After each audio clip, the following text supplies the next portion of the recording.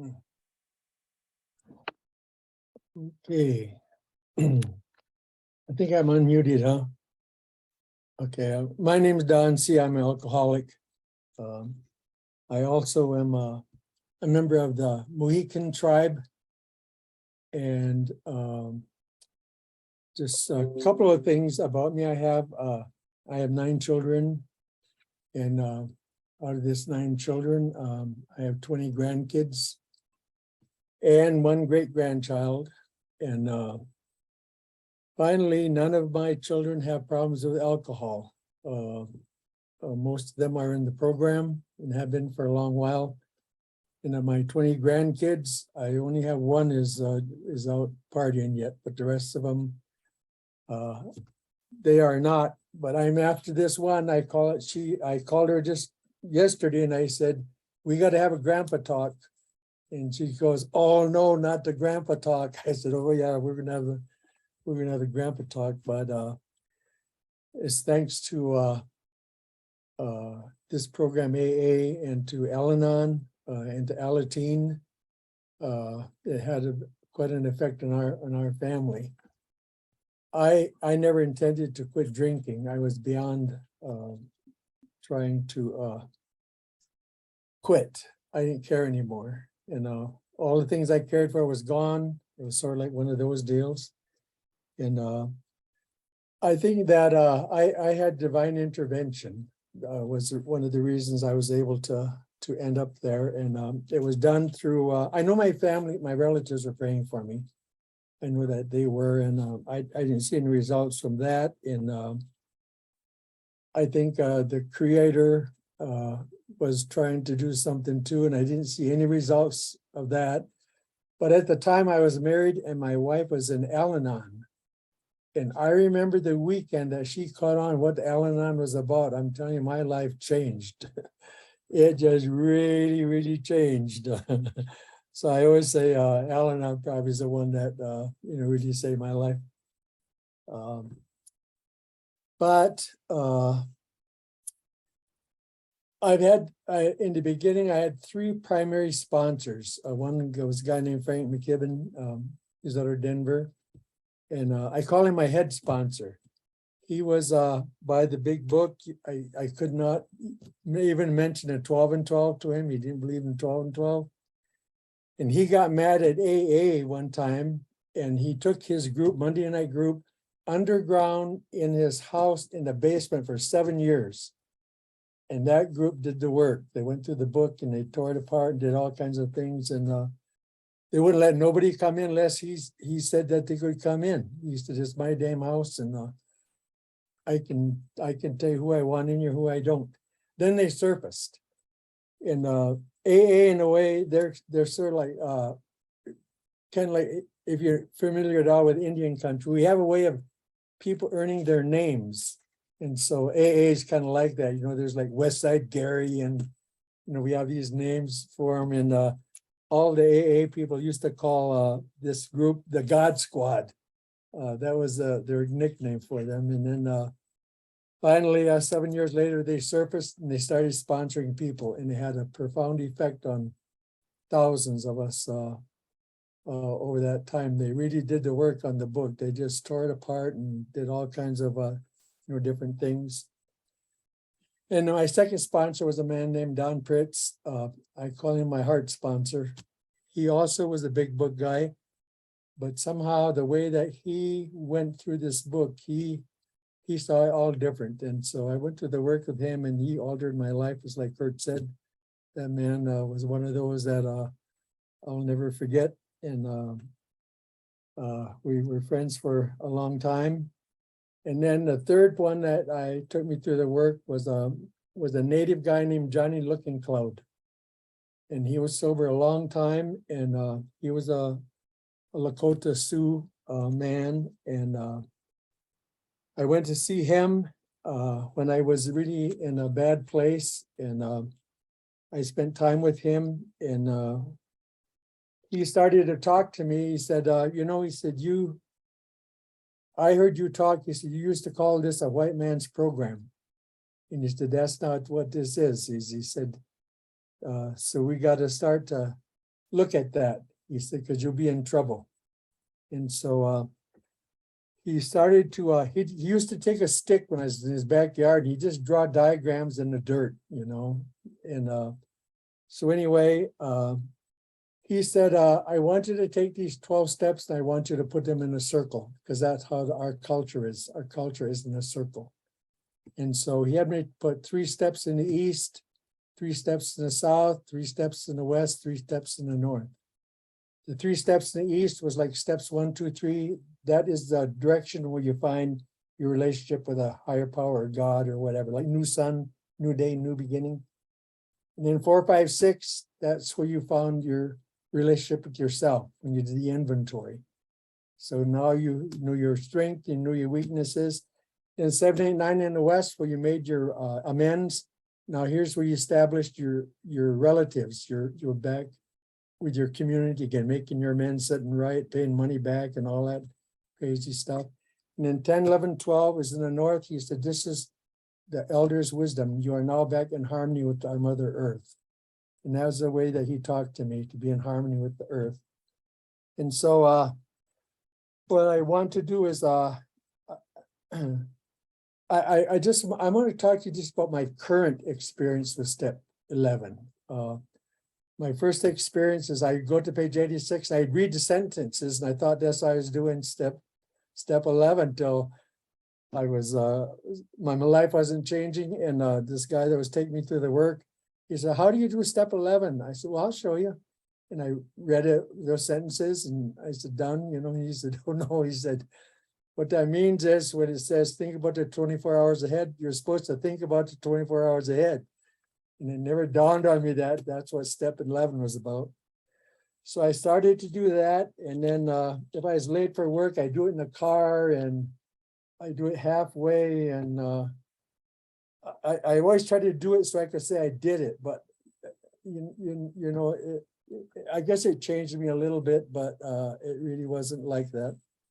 But it wasn't until I started to work with Johnny Looking-Cloud that I saw what I was missing. So this is the way he started talking to me. He would tell me things. He was the elder that I didn't know him. What he said was, inside of every salmon is a blueprint, and that's how that salmon knows what it's supposed to do. Everything it needs to know it's supposed to do. Inside of the moose, that's a different blueprint, and the moose knows what it's supposed to do. And inside of the dandelion, there's a blueprint, and a dandelion will always be a dandelion. And he said, when that salmon is acting like a salmon, it doesn't go around saying, oh, I wish I was a moose. It don't want to be no darn moose, because the blueprint that's inside is how it's supposed to be. So he said, the human being was not left out. He said, inside of you is a blueprint. And the way he said it was, inside of every human being is innate knowledge of your own well-being. The Creator put the principal laws and values inside of you, are how you're supposed to behave and how you're supposed to conduct yourself.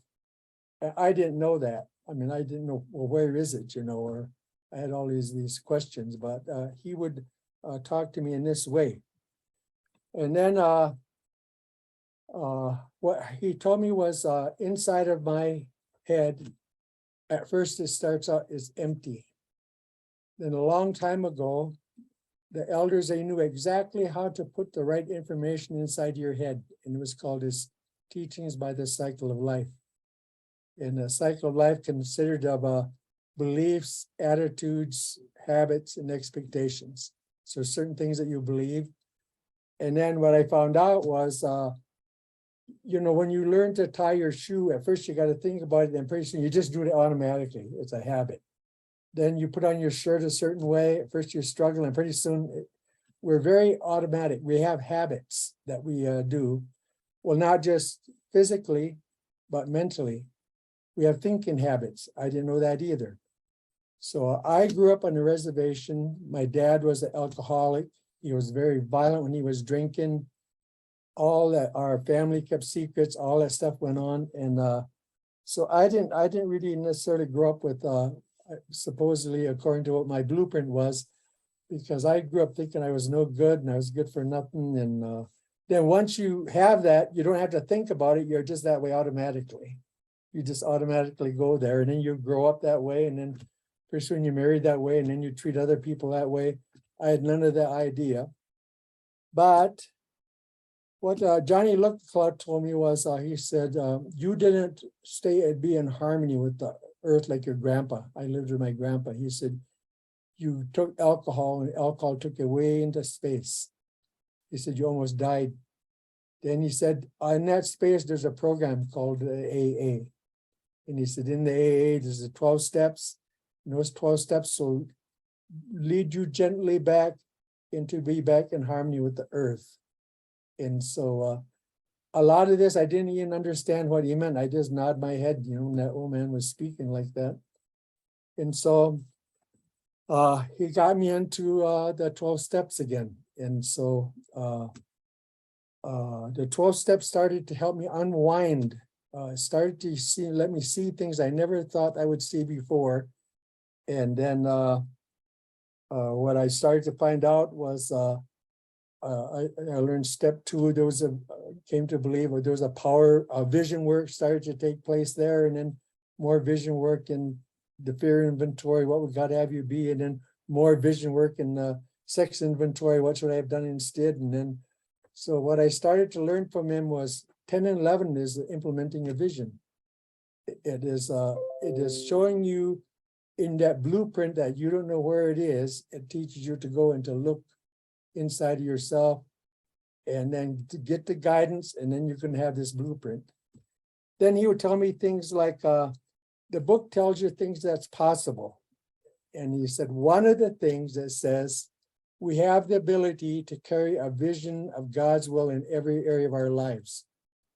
Can you imagine knowing God's will in every area of your life? Like, what is God's will in your relationship? What is God's will at work? What is God's will in the... Could you imagine knowing God's will for sure in every area of your life?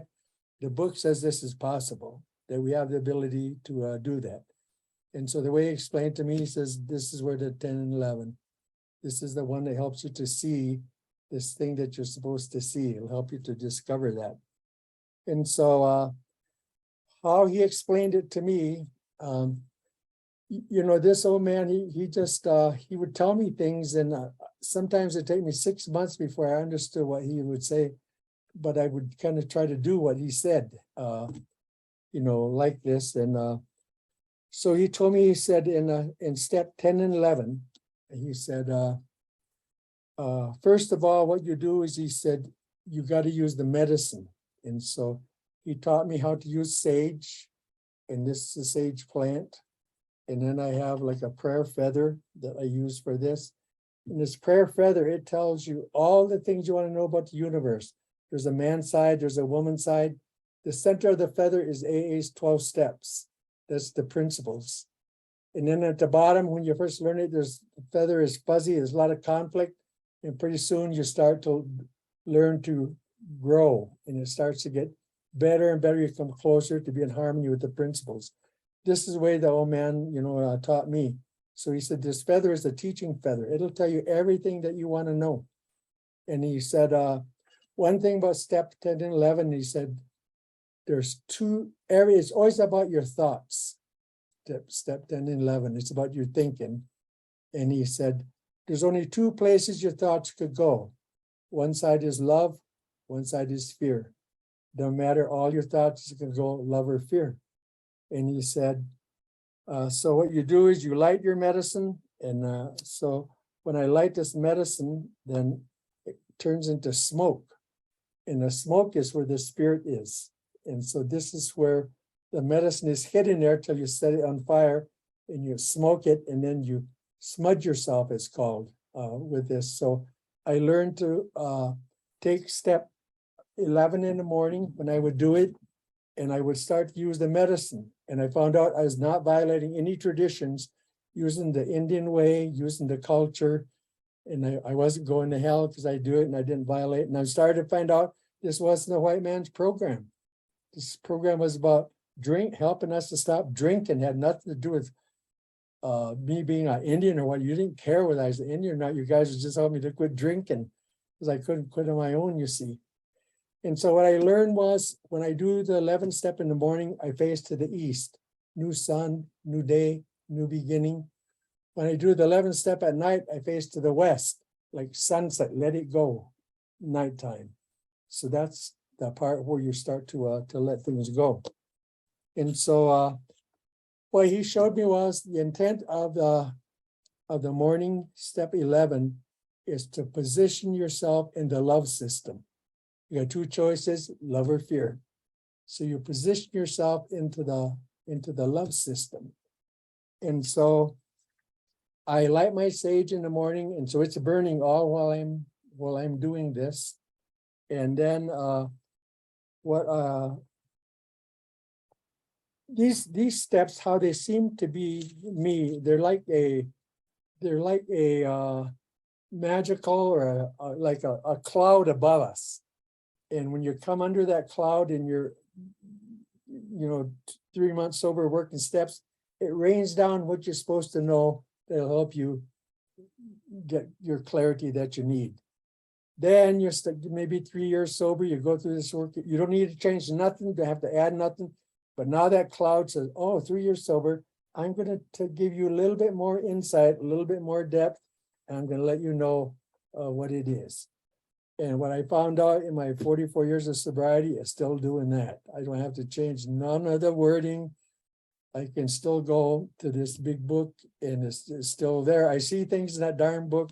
I don't know how many books I've got underlined, and there's still stuff, I'm discovering, you see, in that big book. And I think it's that cloud. It tells you the things that you need to know. So I don't do step 11 like when I first did. When I was first sober, it was okay just to read it. And I got a little more spiritual, and I was doing it in my car. And now you see, I do it much differently. I do it with an intent. I don't do it in the car. I have my life designed around this. Sometimes when I'm in a certain position, maybe in trouble or in indecision or whatever, I will do the 11th step in the morning at sunrise. I get up before the sun comes up. For this reason, the elder told me it was, he said, this is when the sun comes up, you first see it on the horizon like this. You first see it. From then, there's a window opens up. Birds are singing, dew is melting. A lot of changes is taking place in the universe. And when the sun is full, the window closes. That's how he explained to me. So if you sleep till 10 o'clock, your prayers is different. That's how he explained it to me. When you do it, he called it the powers of the grandfathers. The birds are singing, all these things are going on. That's a good time to pray. It's a good time to do that morning 11th step. So when I'm in trouble, sometimes that's when I do. I'm up at sunrise and I'm waiting for the sun to come up, with a cup of coffee. And when I first see the sun, then I start doing the 11th step. So in the morning, the way that I have decided this was when I found out early in my recovery, the only thing helped me to never drink was these 12 steps. Everything else I tried, I drank. And I couldn't believe that I could come through and I would actually tell somebody about my sexual abuse, secrets that I had. I couldn't believe I'd go tell somebody I stole money from them. They didn't know it, and I had to go say, you guys made me really do some weird stuff. But what I found out was doing that, I was told that in those 164 pages, if you do what's in there, you'll never have to drink again. This program is not about slipping, I was told. And my first sponsor, he said, there's 74 musts in the big book. That's how he was, a must says you must do it. And, he's always like tweaking on me, I guess.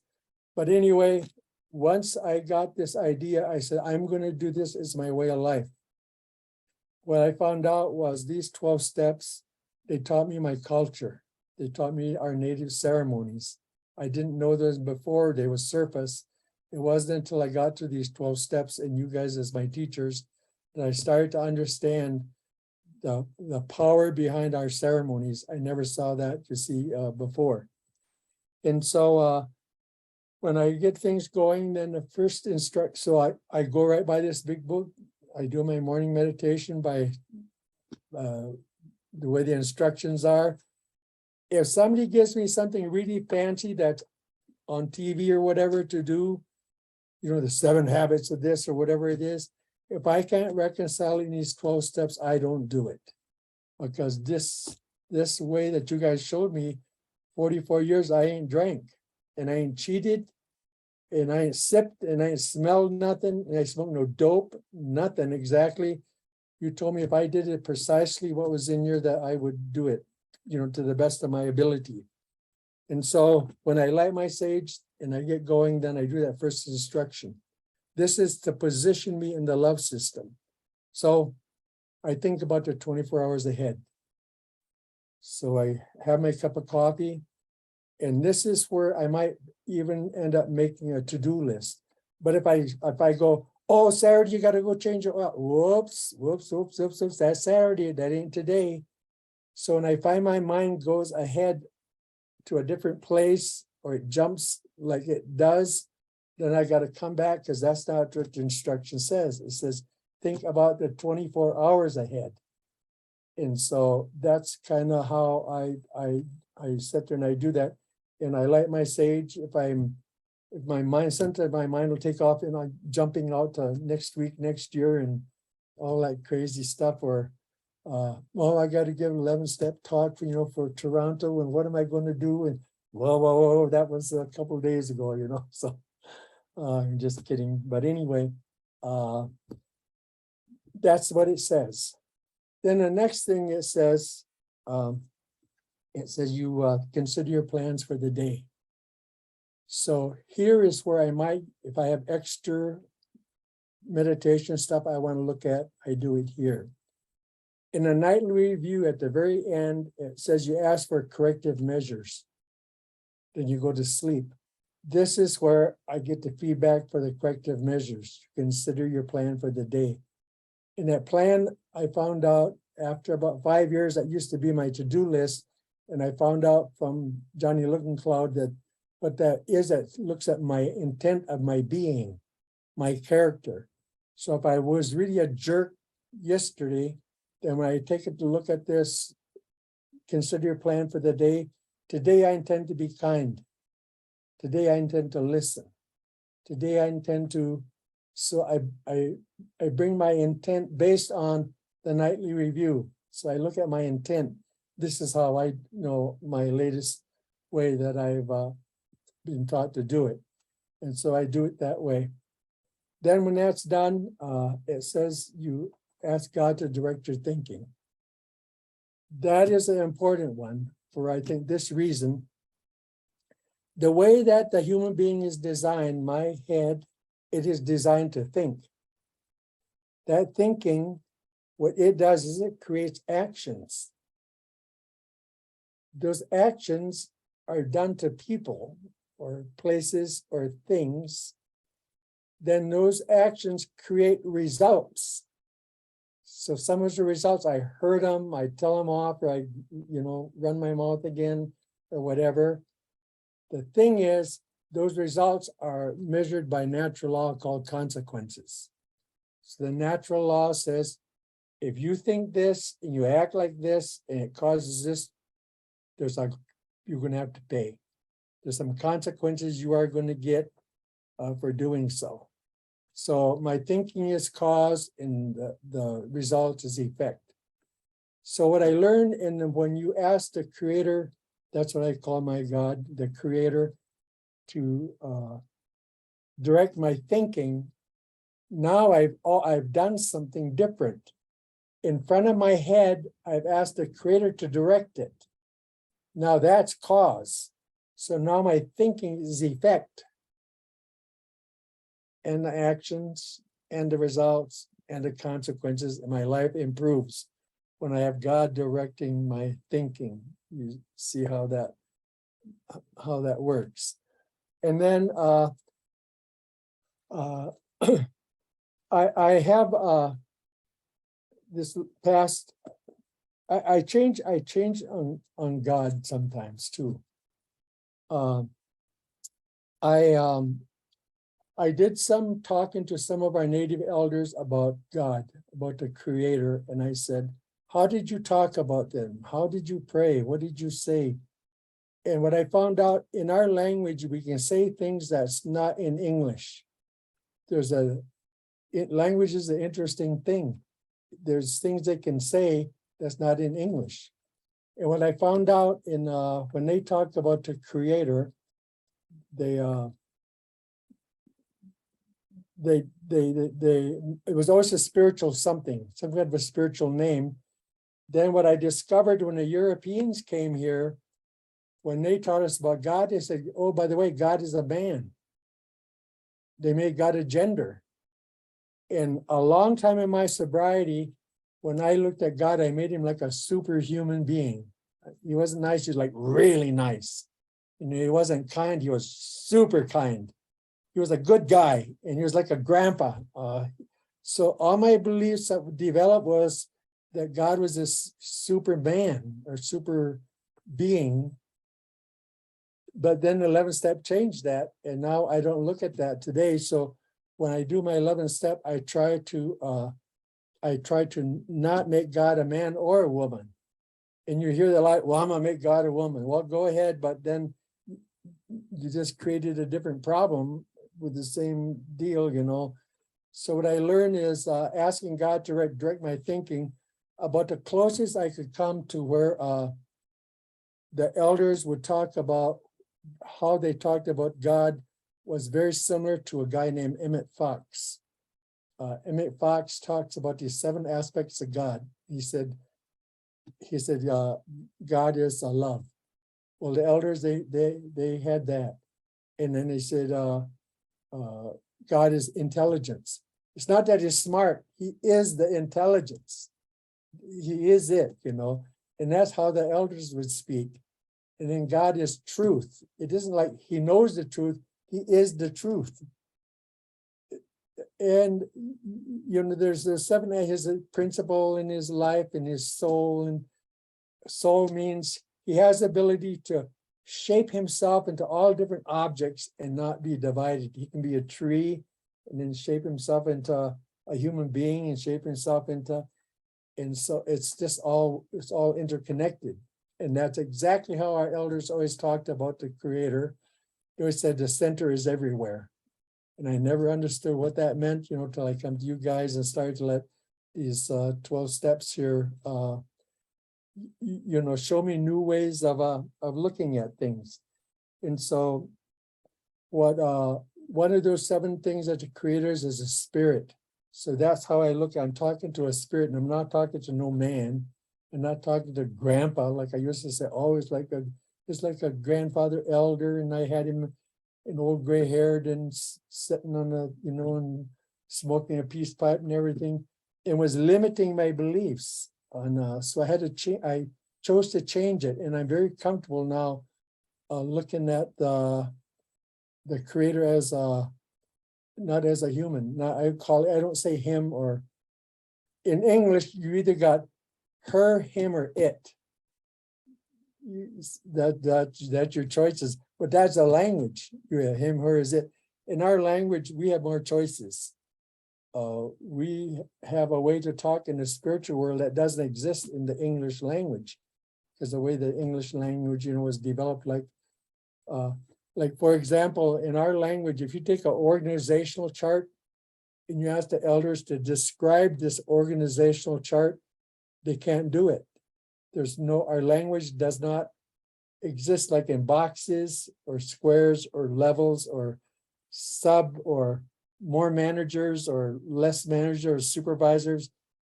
We don't have none of those words in our language. They say it all, you see, all the way differently. And so what I learned is to get into this love system. In the way that the elders talk about it is they call it the protection way. Like a baby is in a cocoon, it's like in the womb, that's the protection way. So when you place yourself in the love system, they say, you put yourself, there's like a shield, a field around you, that when other things come to you, you don't react. So if I'm just like my normal thinking, like my own self, if I'm not protected and you call me a name, I'll come right back at you. But when you are protected, you don't do it that way. I guess how you say is you kind of live being able to easily take the higher road. You don't have to retaliate. You don't have to get even. You don't have those thoughts. But that's by doing, thinking about the day, asking God to direct your thinking. Then there's 3 things to divorce your day from: self-pity, dishonesty, and self-seeking motives. That's what it says. Divorce, I looked up the word divorce, it means I'm gone. I'm asking you to not have these things show up so I have to wrestle with them. That's what I'm asking. This power, who is intelligence, principle. Can you imagine solving a problem and you got the one who owns the intelligence solving your problem? That's some heavy stuff, you know. And so the book talks about that we form a 6th sense. It'll talk about the 4th dimension of living. That's some heavy stuff. What is that? You know, so when it's my own thinking, I have length, width, and height. So everything is in the physical world that has a dimension. What this says, oh, by the way, there's another edition, and it's in the spiritual world. It's called the 6th sense. So I have the ability to look at physical width, depth, and I don't make my decisions from that. I go to that spiritual, and I have the creator who knows about love and life and principle and intelligence. And that's the one who's telling my thoughts, this is what to think. It really works that way. It isn't like, it actually says it'll become a way of life. Not that you do it every time perfectly, but boy, compared to when I was first working with Johnny Little Looking Cloud, he told me, he said, your head is like an inner ghetto. He said, it's really dangerous what you have in your head. He said, you shouldn't ever go in there alone because every time you do, you mug yourself. That's what was in here that I was making decisions from. Can you imagine? That's why I ended up divorced. Who could live with a guy that had an inner ghetto head? It didn't work. But now I'm more in harmony. I haven't gotten an idea what that blueprint is because the steps have shown me. It's not like it's a secret. I'm starting to realize there's some things inside of myself. It's really there. I know, you know, what is how it's supposed to be. And so it's about being in this, there's another place to go, this higher place. And then it says, when you do these 4 things, think about 24 hours ahead, God direct your thinking. It says, now go think. You don't say to be shy and, well, what am I supposed to do? I wonder if this is God's will. Was that God's? Well, this could be, maybe it's this. Maybe I got to flip a coin. Listen, it said, go think, because you now have God direct your thinking. If that makes some sense. Now, I know I'll just say this. I know this. If something happens and I trigger and I get into the fear system, I know when it happens because it says you will experience 2 things, irritation or doubt. When you get irritated or doubt, you cross the line, you're now in the fear system. Now, when you get in the fear system, this is the way my mind works, is first I'll get a little irritated. And then I look back at the bench where all my character defects are, and I say, hey, anger, come on in here. Think I got something going. Anger comes in there and says, oh, yeah, I see that. Let me hit some buttons, and pretty soon justification, come on in. I think I got them going. And then they call in rationalization. Come on in. We need to make some logic to why it's okay to tell this guy to piss off, you know. And how long does this take? 15 seconds. I don't have to take no hour. I found out my character defects work in teams. They don't work alone. And with certain people, I got specialty teams, like with my wife or somebody I really care for. The team is already formed, like football. I blow a whistle and that right team comes in and I just let her have it, or whoever it is. So what I found out is over in the fear system, there's a round disc. And you can hop on that disc. The name of that disc is called pause. So right, if you're caught up in working with a team, you go hop on that disc and you're asked for the right thought or action. That disc, it floats back over that line and brings you back into the love system. That's what it does.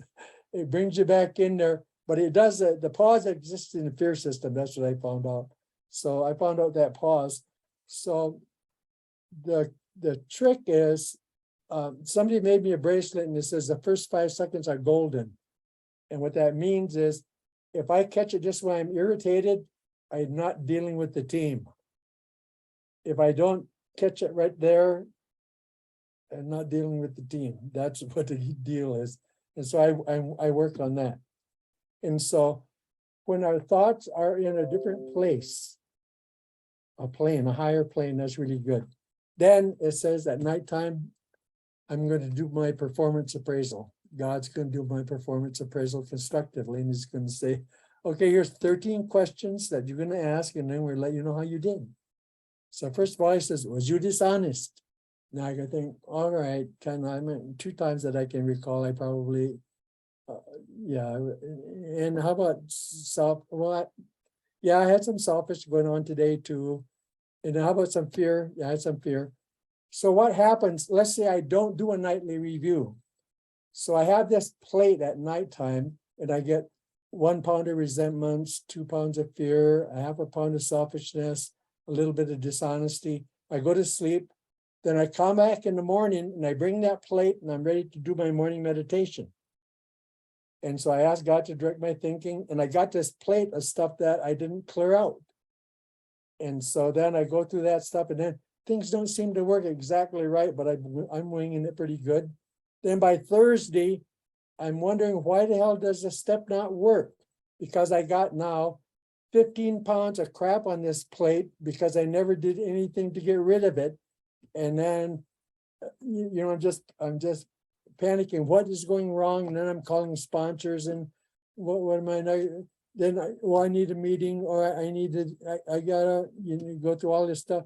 The reason is you didn't clean the damn plate. So what I learned was I got to go through these 13 questions. It asked me, were you dishonest? Is there somebody you should talk to somebody? And I found that one is really important. Kurt is one. If I got something that is a secret, I'll call him and I'll tell him. And it's not to get his advice. That's not what the instruction says. It says you got to tell it. It's by the telling of it, then the Creator will give you what it is you're supposed to know. He might, I have a lot of respect for him. He's really a good, I use him a lot, for stuff. He does the work. And so sometimes he does give me an answer or some choices or some alternative thinking that I couldn't think of, and go through some stuff right now. And we talk most every day, and he's really, helping me a lot. So then it goes down. There's 13 questions I'm to answer. Was I kind? Did I be a really help? Then one of them, it says, be careful to watch for 3 things: morbid reflection. I can't remember them off the top of my head. Morbid reflection, worry, but it tells you to watch for these 3 things. And that is really important. Could you imagine, of all the damn problems we could have closing the day out, they'd mention those 3 because they're a block to the power. Worry, remorse, morbid reflection, they're a block to power. And so what happens if you have it and you ask God to remove it? Then there's another, then it says there, you ask God's forgiveness. And then it says, you ask for corrective measures. What is the corrective measures? So I asked for that. I say, okay, we've seen the plate's clean. You've seen what was on there. How is it I can do better tomorrow? And then this is where I listen to consider my plans for the day. Then it also talks about indecision. That indecision, you can still be in the love system, even though you're in indecision. Then it says you're to ask for for some things, for an inspiration, an intuitive thought, or a decision. Then it says to relax and take it easy. So what happens if I ask and God don't answer and I get all worried? I have learned I only ask God once. I don't go back and ask him again. I do it once. And if I find that my emotions get high, I ask to be made calm, not ask for the answer again. Because be still and know, it's in the quiet where the answers flow. So and the book says, relax and take it easy. That's how it says to do it. So after I ask for an answer, I got to stay relaxed. And so that's kind of my deal on 10 and 11. I don't change it. I probably will do it different next year, but that's the way my current experience is with it. And I just thank you for letting me share on that.